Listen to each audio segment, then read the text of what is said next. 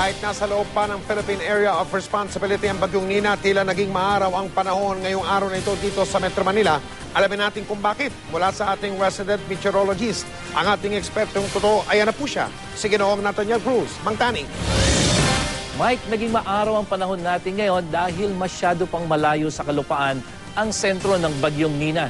Huli itong namata ng Pag-asa sa layong 660 kilometers dyan sa may silangan ng Calayan Island sa Cagayan. Taglay ang lakas ng hangin 140 kilometers per hour near the center at bugsong umaabot naman ng 170 kilometers per hour. Kumikilos ito pa northwest sa bilis na 7 kilometers per hour. Mike, sa storm track ng Weather Central, papalapit pa rin sa bansa ang direksyon ng bagyo pero unti-unti itong mag-U-turn. Palabas ang Philippine Area of Responsibility at sa Martes pa nga ito inaasahang tuluyang lalabas ng PAR.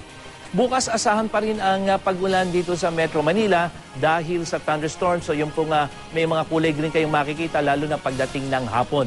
Uulanin din ang Cagayan Region at southern part ng Luzon lalo na dyan sa Mindoro at Palawan kasama na itong buong Bicol Region. Gayon din sa Western Visayas na makakaranas din ng mga pag-ulan pero yung ibang bahagi ay asahan naman yung mas maaliwalas na panahon. At sa malaking bahagi ng Mindanao ay mas maaliwalas sa panahon din ang maranasan.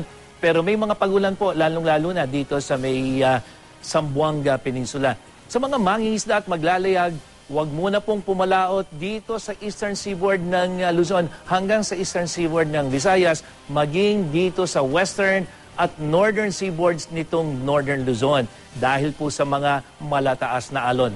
At para sa karagdagang update sa ulat panahon, pwede nyo rin pong bisitahin ang GMA News weather page. Ako po si Nathaniel Cruz para sa I Am Ready, serbisyong totoo ng GMA News. Mike? Maraming salamat, Mang Tani.